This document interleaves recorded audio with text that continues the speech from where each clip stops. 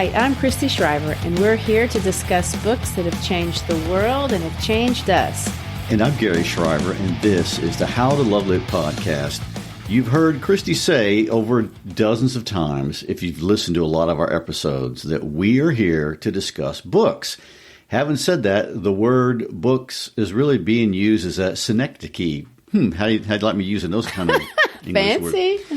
It's a literary word. In other words, books is a word we're using to symbolize something bigger, of which books are just a part. And that something bigger is this concept of words. Words that have moved the world and have moved us. And so, in that spirit, this week, we are pausing from looking at traditional text, and we're going to do something completely new in a new direction. We're going to look at music lyrics, specifically my favorite rock music lyrics, and specifically the phenomena that is known as the Foo Fighters and their music. Well, you can hear the excitement in Gary's voice. He is very excited about this. He's a guitar head and has been since childhood. He's a rock and roller. As a young teenager, he saved up his money to buy his first amp. It's so cliched, but yet it's actually the truth. Tell us your story, Gary. Oh, I did everything. The garage band, any stereotypical thing you can think of, I was a part of that. But when I was 16, I'd been playing guitar for a couple of years, and I had a job after school, and I went to the local bank, if you can believe it or not, and took out a loan to go to the music store and buy my first ever bass guitar and amplifier.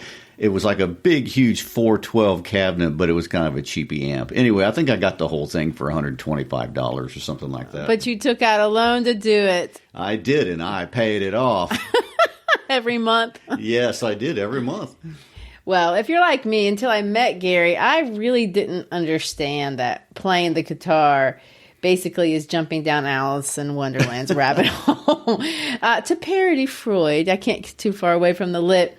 Sometimes a guitar is not just a guitar. Guitars are life. For me, the guitar was the gateway instrument into a whole new world of rock, and it was the way that I discovered there was a bigger world other than the small town I grew up in. And I will add, that's not just me. Dave Grohl, who started the Foo Fighters in 1995, talked about hearing the album, the record by the band Fear, and wanting to become a musician. I mean, I have the same story. All of my musician friends have the same story. We heard somebody's music, and it just made us want to be a part of all that. Well, it's still a bit of a rabbit hole. I mean, just thinking about the gear, for those of us who don't know, and I didn't know, you can be a Gibson person, a Telecaster person, a Stratocaster person, a Gretsch person. That's just the names of the top 5 guitar parts that I can name off the top of my head. Never mind the amps, the pedals, the boards, the pickups, the tones. And that's not even the music side of it. That's just the tech side of blasting music out of that electric guitar. I have to thank Michael J. Fox in Back to the Future. But having said that, I'll quit poking fun just for a minute. If you put all those elements together, and if you're a genius, you will get a ticket to transcend into this other realm we call rock and roll. Today, and this stat is an American stat, but it is current. I don't have the numbers worldwide. Today, rock is still the preferred genre of 56% of the American population. It surpasses pop, country, and rap, which I found surprising. Rock albums still account for the majority of all vinyl music sales, although they do not surpass rap or country when it comes to streaming services, which might tell you a little bit about the demographics that are listening to rock music. But in a world with so many things that divide us, Foo Fighters unite audiences, and they have done it with audiences that range over 4 generations across all nation states. Rock and roll, the powerful unifier. Which is almost a worn-out cliche, but it's absolutely true. And you know, the uncontested leading rock band in the world in 2022 is the Foo Fighters. And how do we determine that? Well, you can look at awards. They've won 12 Grammys, for one thing, including Best Album 4 times. But awards are not an awesome metric to measure human impact, especially for rock, but there are others. Since Dave Grohl started his one-man band in Seattle in 1994, they have released 9 albums, gone on 9 worldwide tours, which each lasted over a year. And just the 2017 tour from the album Concrete and Gold consisted of 113 shows on 5 continents, grossing $114 million. That's just a lot of traveling. That is a lot of traveling. And they've sold out the famed Wembley Stadium in London, not once, but twice, and sold it out in 24 hours. I mean, that stadium holds 86,000 people. And another big hint as to the enormity of their impact from their same tour was the performance at Glastonbury, where over 150,000 people were documented singing in unison the lyrics to their song, The Best of You. Try to imagine 150,000 people singing what you wrote. I mean, anyway, their top 5 songs just on Spotify alone, which is only one and not even the largest of streaming services, has over 2.5 billion streams, and that's just on Spotify. They have 16 million monthly listeners on Spotify. In 2021, they were inducted into the Rock and Roll Hall of Fame the very first year they were eligible. And there's no overstating the influence and the passion and the commitment and the connection that this group of men, led by Dave Grohl, has had over 4 generations of humans of all ages and races and gender from all over the world the last 25 years. I mean, literally hundreds of millions have been touched by their music, both in person and really over the sound waves, to use an old-fashioned term. But the reality is they have a tremendously large contact with the human race. And so today, we'd like to look at the history and the music of this powerful force of positivity, and it is a force of positivity. How has this group connected and improved the lives of so many people? There are hundreds of millions of personal examples. You can read them. They're all over the internet from fans. But here's a famous one that I think is interesting. In 1995, David Letterman, now at that time, he was a very famous late-night comedian in the United States, and he gave the Foo Fighters their very first spotlight on television. They played a song for their album, which I'll tell you about in a minute, and it was called This Is a Call. Letterman was hooked on the Foo Fighters. In 2000, the year 2000, he had a quintuple heart bypass surgery. And after his recovery, he asked them to come back to New York and be on his first show back after his surgery. For him, then being with him was personal. He publicly stated on the show that night, and you can watch the clip on YouTube, that their song Everlong was what got him through his surgery and his recovery. When Letterman retired from television, he asked them to come back again and play that song for the last few minutes of his final show after he said farewell for the last time he would ever be on late night television in that role. How did that song, this band, inspire him to fight off death as his heart struggled to regain strength? What has been the impact of their music across the globe? The answer lies in the lyrics in part. It lies in their musical talent in part. Part of it lies in the energy and the passion. It lies in their showmanship. But all of these components work together to produce a single effect. And what is that? That's what we're going to ask, because that is the power of rock and roll. Well, before we go any farther, I think the first thing we needed to explain is what exactly is a Foo Fighter. All right. It's a World War II term, interestingly enough. During World War II, combat pilots would be flying, and if there were unidentified objects that they didn't know what they were, they referred to them as Foo. So they were out there Foo fighting, stopping the potential UFOs or whatever was in the air at that time. Now, I think we could see the answer to your questions by looking at this band and really just looking at 3 of our favorite Foo Fighters songs. Yeah, I think we can too. What we see is that Foo Fighters in general, Dave Grohl's personal story in particular, in every way embody Camus' idea that life is best lived fighting the absurd, rebelling. But you're not just randomly rebelling. You're rebelling against meaninglessness. You're rebelling against the constant pressure to commit philosophical suicide, rebelling against death itself. Dave Grohl's life and music showcase one man's fight to do this. In spite of pressure to conform, in spite of death and experiencing the death of friends, in spite of the heavy-handed trappings of success. And that's the gift he shares. He shares it in his lyrics, and he shares it in how he plays and how he lives his life on and off the stage. And I would like to highlight that our fascinating connection here is how Camus and Dave Grohl go together. I mean, I think it's just a complete connection. I think you can see them as the expression of his ideal. I agree. And, we mentioned Dave Grohl's story first because Foo Fighters really starts with him. For those who aren't familiar with that name, Dave Grohl was the drummer for the rock band Nirvana. Now, if you haven't heard that name, apparently you were living under a rock in the 90s.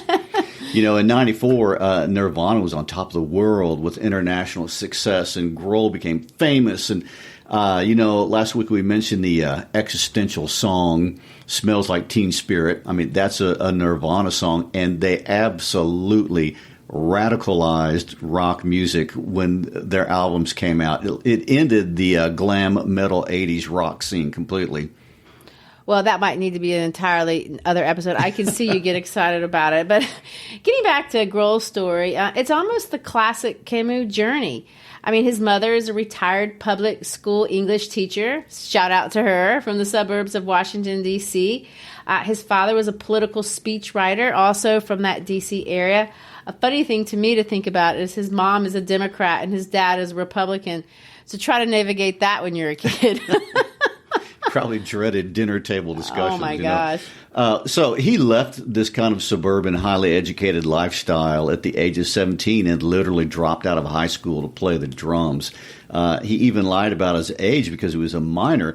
But he auditioned and joined this band called Scream. And he lived for 4 years sleeping on a sleeping bag, living out of a van with the 4 other band members and a roadie, playing night after night in dives of groups to 20 to 200 people max. I can empathize.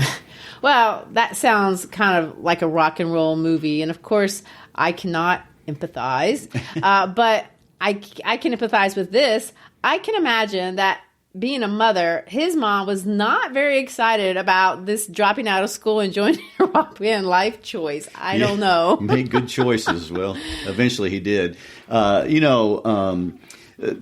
Especially since there was no guarantee any of this was going to work out. Of course, it's dangerous. It almost this kind of stuff almost never does. But as Grohl tells it, stardom wasn't the end goal. He was pursuing music and a community and the life he wanted with nothing to prove, really. I mean, at one point, Scream was really struggling.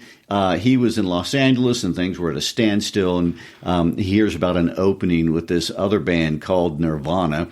It wasn't mainstream, but it was popular with the underground community on the West Coast, especially Washington State. And Dave calls a friend who knows the band to try to get an audition, and he gets it. And he calls his mom to ask her if he should drop Scream and go to Nirvana. And with her encouragement, he makes the change that would launch him into a different world. So mom came through despite not liking his life choices. Well, she might have. I don't know. I was just speculating. But Nirvana's success, clearly, as you've pointed out, is well documented. And of course, even people who don't follow rock music can't think about Nirvana without thinking about the tragic suicide in 1994 of Nirvana's singer-guitarist Kurt Cobain.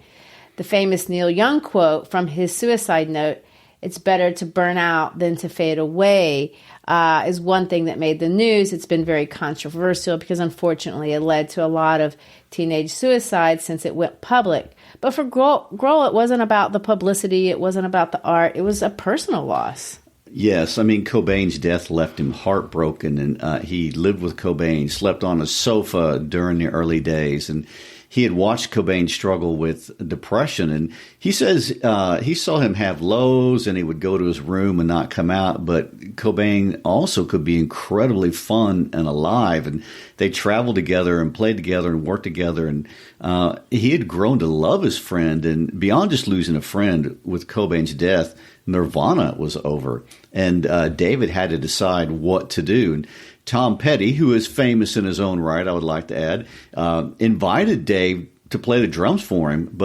which is a huge offer. Just imagine it. But he decided he didn't want that. He didn't even know if he wanted to play drums anymore. Well, what he wanted to do was to carve out a new thing, make his own reality. And for him, that meant recording an album all by himself. So that's what he did. In 1995, for 5 days, he sat with engineers in a studio alone. He recorded the vocals, recorded the guitar parts, recorded the drum parts, and then the engineers layered it all together, one on top of the other. He wanted to make it look like it was actually a band, so he used that pseudonym, Foo Fighters. He'd been reading some stuff about UFOs, and it was on his mind, and so he just used the name. Later, when he was inducted into the Hall of Fame, it cracked me up because he had this to say: "Had I actually considered this a career, I probably would have called it something else because it's the stupidest effing band name in the world." By the way, if you listen to Grohl talk on platforms, you have to edit the language if you're going to quote him for educational purposes. Grohl's passionate, he's colorful, he's funny, but there's going to be a lot of bleeps. Yes. The point I want to make by bringing up Dave's personal history is because it's here we see Grohl, like Camus, choosing to fight the absurd, and choosing to fight philosophical suicide, not giving in, not giving up. He didn't conform to the suburbs because it certainly would have been an easy thing to do growing up in D.C. He didn't say, "Oh, nothing matters," when his friend died, because it does matter.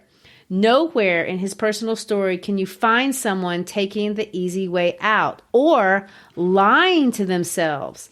This is a story of a child growing into a man determined to be as completely honest as possible and committed to creating meaning, his own meaning in the world.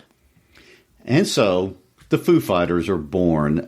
This very first album was a success, and they even got on the Letterman show like we talked about. But it's the second album, The Color and the Shape, that we find one of their most enduring hits, and that's the song Everlong, and the one that Letterman had them perform when he retired.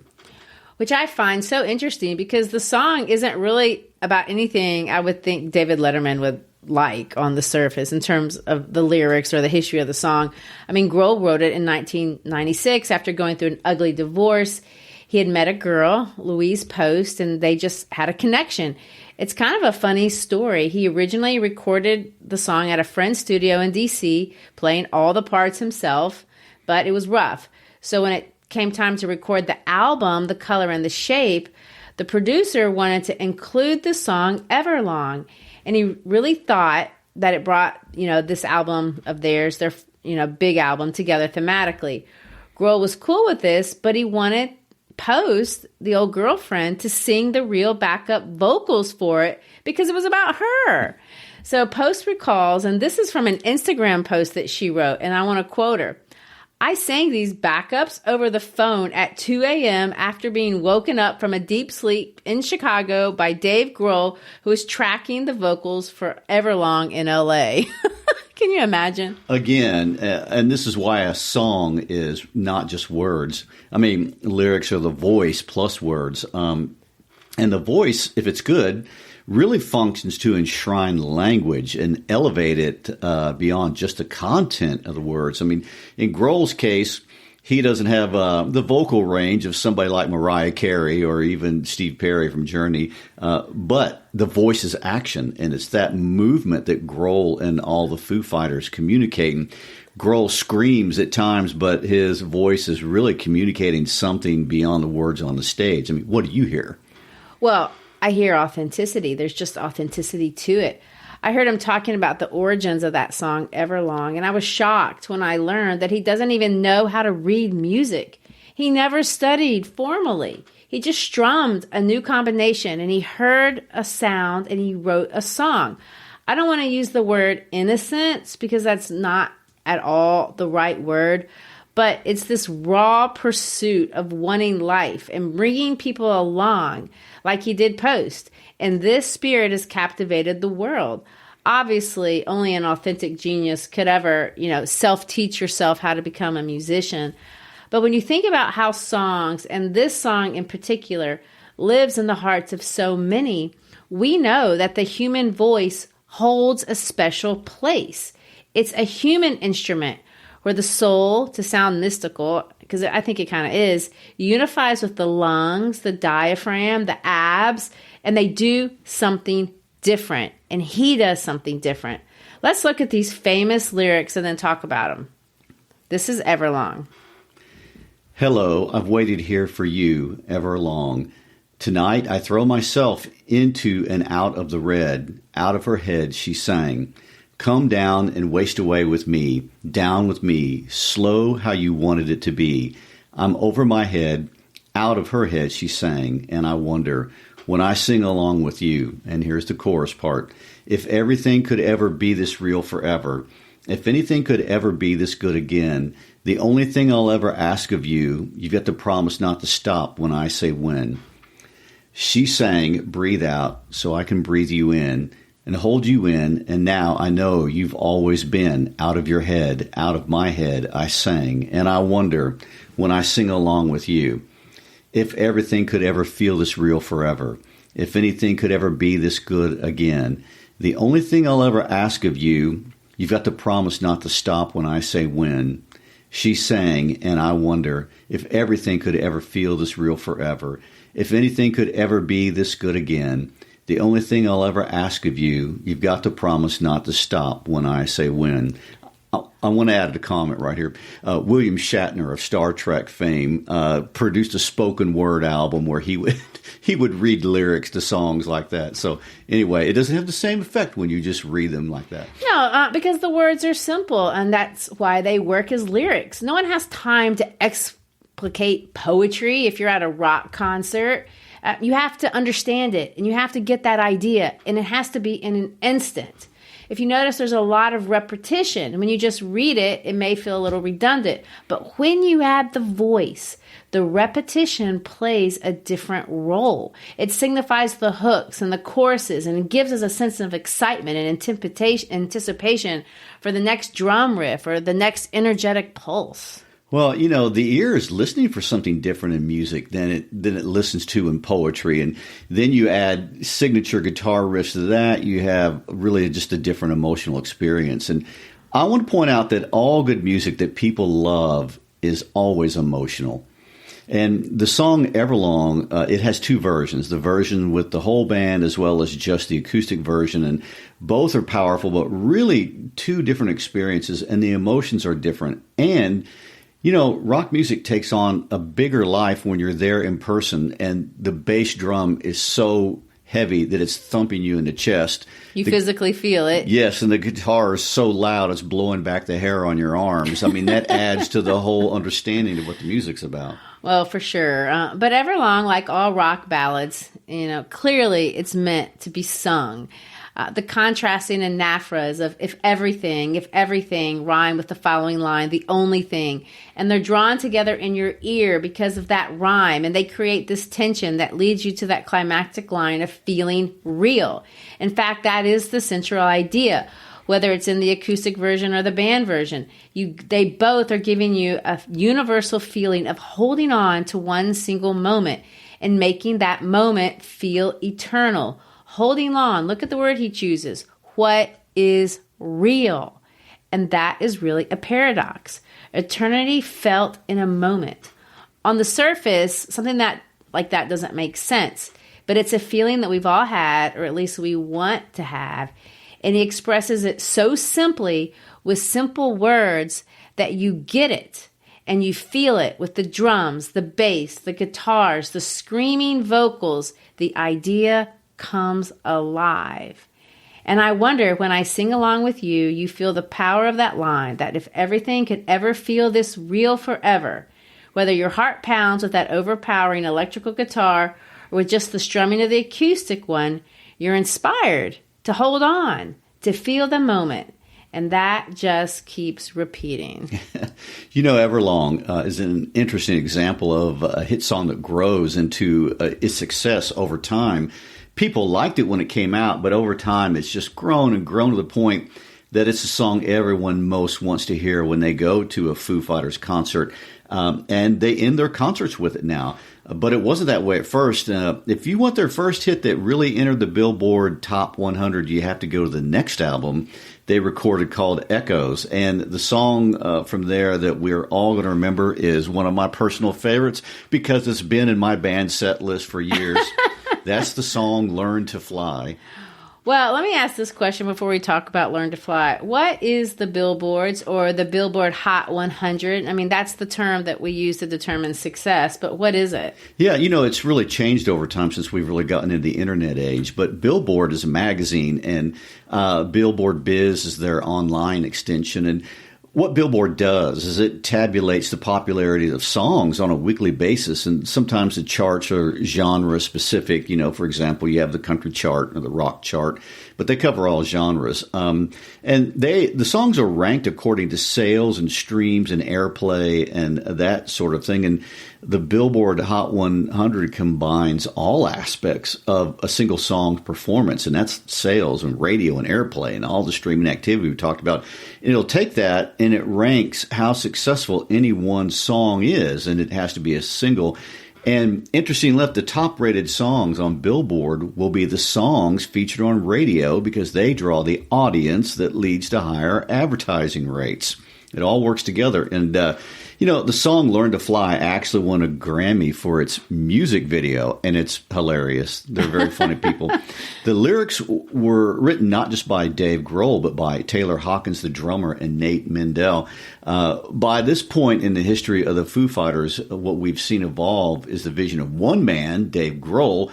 It has grown into a collective, into a brotherhood. And, Foo Fighters by 1997 is no longer a one-man band. And Learn to Fly has 3 co-writers.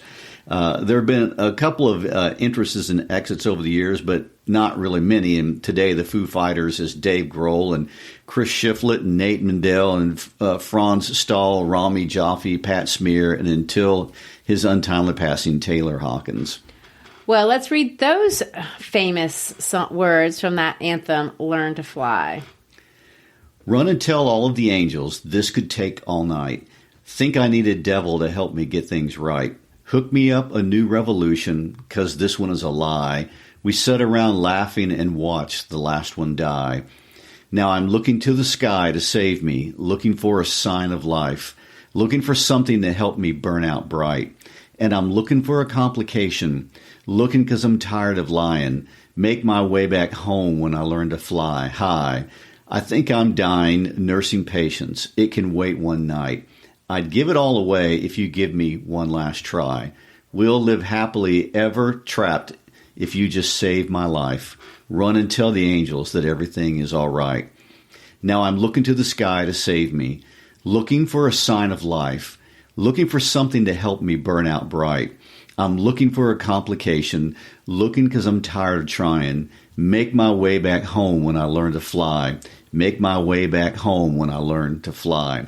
Fly along with me. I can't quite make it alone. Try to make this life my own. Fly along with me. I can't quite make it alone. Try to make this life my own. I'm looking to the sky to save me, looking for a sign of life, looking for something to help me burn out bright. And I'm looking for a complication, looking 'cause I'm tired of trying. Make my way back home when I learn to fly. I'm looking to the sky to save me, looking for a sign of life, looking for something to help me burn out bright. And I'm looking for a complication, looking 'cause I'm tired of trying. Make my way back home when I learn to fly. Make my way back home when I learn to fly. Make my way back home when I learn to. Again, when you read the song and you can really hear it, there's just a lot of repetition, and that's going to characterize a lot of great music. You see all the anaphras. You're using English terms again. What is an anaphora? Well, it's when you began a phrase the same way, but you may end it, you change the ending out. So in this case, you hear a lot of it starts looking for and then looking for, but they're different endings. The end of the song, make my way back home when I learned to fly high, make my way back home when I learned to fly, make my way back home when I learned to. So it starts the same, but it ends different. It drifts off. And in that particular example, that's how they ended the song, shortening it each time. The effect really only works when you sing and play it. It's lost when you speak it. The power is lost when you read it. Song lyrics are not poetry. They're not the same as poetry. Their power is very different, and their impact is very specific and targeted. Yeah, and there's a great word for songwriting that refers to the structure of it, and that's prosody, and that's where the melody line and the chords and the lyrics, everything blends so naturally that you feel like, oh, the song has always been this way. And, the rhythm is going to bend the lyrics in the different shapes and patterns that really aren't the natural flow of conversation or even in reading poetry. And the percussive breaks lines on the page. I mean, the rhyme and repetition springs out in different places than it would in normal poetry. For example, the word looking, it's all over the song and your ear catches it when we sing it. But if you just look at it on the page, it looks random. I mean, I heard it said once that song lyrics really exist in the air, and that's just a good way of thinking about them. Well, when you watch a video of people watching the performance of this song or any of the Foo Fighters songs, really, all you see are arms raised, everyone singing in unison, everyone identifying something personal in these words. They're looking for something honest. They're looking for something to help them push through the absurd. And in this song, it's represented in the sky. Now, this is a great example of how music, or really poetry for that matter, but writing in general, takes a life of its own. In this case, the sky, it's symbolic. It's universal. Looking to the sky. But what does the sky represent? Are we supposed to look it up? Is it an archetype? Is the sky supposed to mean something unattainable? Is it supposed to mean something spiritual? For each person, it's going to be something totally different. They get to answer that question. And you can see that they are when you look at the eyes of people in the stadium or if you see them in the field of the festival. Kelly Clarkson wanted to know the answer to the question, what's in the sky? And she asked the band that one time on her show, what's this song about? At least, what was it about when you originally wrote it? And Grohl revealed the secret. And he said, at the time, I wanted to be a pilot. I wanted to learn to fly. Well, the genius of the song is that it's vague enough to allow every person to write their own story into it. And and I've seen that interview too, and the Foo Fighters absolutely know the song is about more than being a pilot. And if you ever had any doubt, those doubts were laid to rest with the Rockin' 1000. Oh, yes. Tell us, what is the Rockin' 1000? It's a very cool thing. So in 2014, a man by the name of Fabio Zaffanini had a vision to get the Foo Fighters to come to his little small town in Italy, and his plan was insane. And he wanted to unite 1,000 musicians, drummers and guitarists and bassists and vocalists and everything, and he did it. And in July of 2015, over 1,000 musicians gathered in a field in a little town in this in northeast Italy, this little town called Cesena, and together in unison, all 1,000 of them played this song, Learn to Fly. And I mean, it's an amazing YouTube video. Everybody should watch it. And at the end of the performance, Fabio appeals to the band and asks them to come play in their little town of Cesena. And he's talking about how hard it is for dreams to come true in his part of Italy and what it would mean for them to come there. And of course, the band soon tweeted out, and here's my Italian, which is as bad as my French, "Si vediamo a presto, Cesena," or "See you soon, Cesena." So exciting. I mean, I've watched the YouTube too, and it makes you want to cry. It's so beautiful and so passionate. Who would say no to that? Those musicians of every age, men, women, children, jumping up and down, waving their arms, singing with their hearts, pounding the drums. Well, exactly. And why wouldn't they? I mean, 3 months after the Rockin' 1000 video went viral, the Foo Fighters played in Cesena on the night of the concert. Dave Grohl admitted to the audience that their video had made him cry. Oh, he's human. Yes. This group of musicians represent everything that the Foo Fighters are giving back to the world. I mean, energy and passion and the fight and the will to live and live well. I mean, it's who the Foo Fighters are. And there are endless examples of this band doing just that. On their tour of Iceland, the night before the concert they were going to play, they were out in the country having dinner, and they drove past a barn where a local band of punk rockers were practicing. The Foo Fighters stopped, and they went in and jammed with this little local band called Nilfisk, and later on invited them to play their original song, Jacking Around, as an opening act for the Foos. And the front man for this band at that time was about 16 years old. Can't even imagine. Well, in May of 2005, they released one of their most recognizable and highly regarded of all Foo Fighters songs, Best of You. Prince even performed it during the Super Bowl halftime show. Let's read these lyrics and talk about why this song has resonated around the world. I've got a confession to make. I'm your fool. Everyone's got their chains to break. Holding you, were you born to resist or be abused? Is someone getting the best, the best, the best, the best of you? Is someone getting the best, the best, the best, the best of you? Are you gone and on to someone new? I needed somewhere to hang my head without your noose. You gave me something that I didn't have, but had no use. I was too weak to give in, too strong to lose.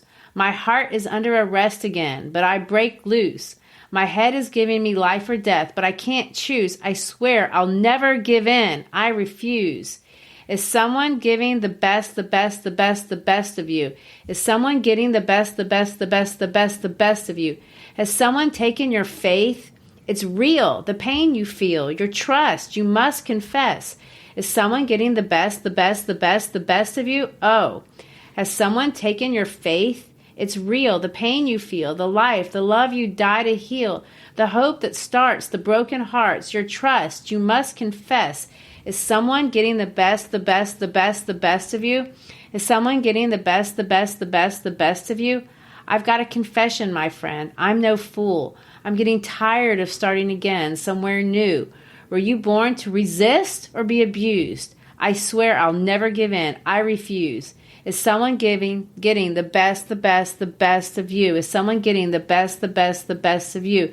Has someone taken your faith? It's real. The pain you feel, your trust, you must confess. Is someone getting the best, the best, the best, the best of you? Well, first of all, the word best is repeated 40 times. I heard it. Repetition is emphasis. We know that. This song is about that. We all have secrets in our heads about ourselves, and we all fight something inside to overcome the worst in us. This song is a personal fight song. It's an anthem of recovery from brokenness.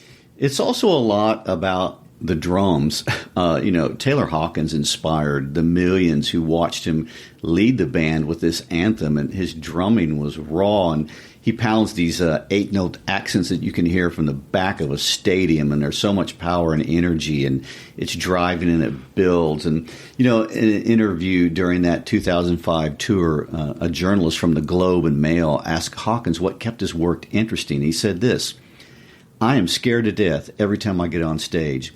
I have insane stage fright. If Nate screws up, the beat goes on. If Dave screws up, everyone laughs. But if I drop the beat, we can all go down in flames. It's like jumping off of a cliff every time. And I would like to point out, for people who are not musicians, whenever you see a band, the drummer is driving the bus, always, the most important person in the band. Well, you're right. We don't even think about that. I don't know how you cannot be nervous every time. I mean, so much is at stake. Tens of thousands of people have spent hundreds of dollars, maybe more than that, and they come with these astronomically high expectations to have their lives changed, to be inspired. I mean, I can't even imagine the weight of it. But I think I understand, at least in part, the heart of it. In 2011, the band released their 7th studio album, Wasting Light. It would eventually win 4 Grammys, including the Best Rock Album. And I think how they created that album really captures who they are as a band, what they represent, and why their essence reverberates around the globe. Tell us that story, Garry. Well, they decided to record it in Grohl's garage with no computers, no Pro Tools, nothing. I mean, the album is messy and it's distorted, it's over the top, and they had to rehearse for 3 weeks to even do it because they used old-fashioned editing techniques that didn't allow for mistakes to be fixed in post-production like you can do with computers. Well, that seems, fun, but why do it? Isn't that kind of unprofessional? Indeed, it is not. They wanted it to be real. And Grohl speaks to that at the Grammys after they won Best Album of the Year, and his words kind of became controversial almost immediately. He said, this is a great honor because this record was a special record for our band. Rather than go to the best studio in the world down the street in Hollywood, and rather than use all the fanciest computers that money can buy, we made this one in my garage with some microphones and a tape machine. It's not about being perfect. It's not about sounding absolutely correct. It's not about what goes on in a computer. What's controversial about that? Well, it's controversial because that's what everybody else is doing. All right. It was taken as an insult to other people in the industry because they're using auto-tune to fix their voices so they never go off key, and any number of editing tricks that could make someone like you or me sound like Rihanna with the right computer. Imagine that. Pro Tools is the recording software that can make anyone sound like they're good. And so the next day, Grohl released a statement clarifying his comment, and this is what he said. I love music, electronic or acoustic, it doesn't matter to me. The simple act of creating music is a beautiful gift that all human beings are blessed with, and the diversity of one musician's personality to the next is what makes music so exciting and human. That's exactly what I was referring to, the human element. That thing that happens when a song speeds up slightly or a vocal goes a little sharp, that thing that makes people sound like people. Somewhere along the line, those things became bad things, and with the great advances in digital recording technology over the years, they became easily fixed. The end result, in my humble opinion, a lot of music that sounds perfect but lacks personality. The one thing that makes music so exciting in the first place. And unfortunately, some of these great advances have taken the focus off of the actual craft of performance. Look, I'm not Yngwie Malmsteen. I'm not John Bonham. Hell, I'm not even Josh Groban for any matter. But I try really effing hard so that I don't have to rely on anything but my hands and my heart to play a song. I do the best that I possibly can within my limitations and accept that it sounds like me, because that's what I think is most important. It should be real, right? Everybody wants something real. As an interesting aside to go along with that, if you ever listen to live orchestra music on NPR or any format like that, they prefer when you hear the concert goers coughing and making noise in the background, it means that the recording is live and the orchestra is really as good as you're hearing. Well, I want to go back to that line. Everybody wants something real. There's that word again that brings us back to Camus, and we've heard it in almost, all of these songs that we've talked about. We do want real. We want honest. We want someone with the courage to show us what real and honest looks like. The history of the Foo Fighters is just one crazy example of this after another. In Sweden, in June of 2015, they were in the second song of their show. The show was supposed to have 26 songs. It was in front of 53,000 people. Grohl landed wrong because, it is a rock concert and he's jumping and all that kind of stuff. And he lands wrong on his ankle and he collapses. He broke his leg. The band didn't know what had happened and they just kept playing until Grohl grabbed the microphone and he had to go off stage. But he said this, "You have my promise right now that the Foo Fighters, we're going to come back and finish this show." Ladies and gentlemen, I'm going to go to the hospital. I'm going to fix my leg, but then I'm going to come back and we're going to play for you again. I'm so sorry. Wow. That's getting a little bit extra for your money than you expected. So he handed over the show to Taylor Hawkins, who led the band till Grohl came back an hour later. And they had to cancel a few dates, but by the 4th of July, they had solved the problem.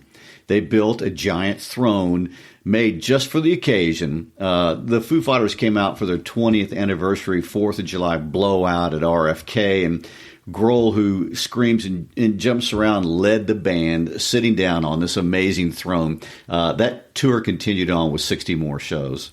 And that's what I mean by fighting the absurd. Taylor, Nate, Chris, Pat, Rami, Chris, Franz, Will, and Dave lead with their lyrics, their beat, their riffs, but also their example. This is what not surrendering either to the absurd or to philosophical suicide looks like. This is what not giving in looks like. This is what finding the best in yourself looks like. Dave Grohl spoke about what it felt like when Cobain died, and he said at that point he didn't know if he ever wanted to play music again. But then he realized that music was the one thing that healed him over the course of his entire life. It had saved his life more than once. I can absolutely understand and agree with this 100%. Music absolutely has been there for me personally and has kept me sane really in the worst moments of my own life. Well, unfortunately, Dave and the rest of the band are going to have to face the full force and pain of the absurd in a very personal way one more time. On March 20th, Foo Fighters played Lollapalooza in Argentina. They ended their set with Everlong as they usually do, with Hawkins on the drum. At the end of the song, Hawkins tossed his drumsticks to the audience, threw his arm over Grohl's shoulder, took a bow with the rest of the band. Although no one had any idea that would be his last performance. And that night, Dave Grohl ended the show with these ironic words. "I don't say goodbye." Dave Grohl told the crowd before kicking it off, "I don't like to say goodbye. I know that we'll always come back. If you come back, we'll come back. Will you come back? If you come back, we'll come back. So then I won't have to say goodbye." Hawkins said goodbye, but the music he made, the energy he emitted, does not. And so we end this episode saying, thank you, Foo Fighters. Thank you for pushing forward, encouraging the world to not let the world get the best of us, for inspiring us to look to the sky, to learn to fly, and to help us hold on to the moments of eternity when they come. Thank you for sharing with us in this episode on a different sort of book, the music of the Foo Fighters. And as always, please feel free to connect with us on any of our social media, Facebook, Instagram, Twitter, LinkedIn. Email us, tweet to us. If you're a teacher, visit our website for some educational support. At howtolovelitpodcast.com, where you can also find some merchandise and some shirts and mugs and fun stuff. So if you're a friend, check out the merch on the website as well. And in any case, if you enjoyed this episode, please share it with a friend. When you share about us, we grow. Peace out.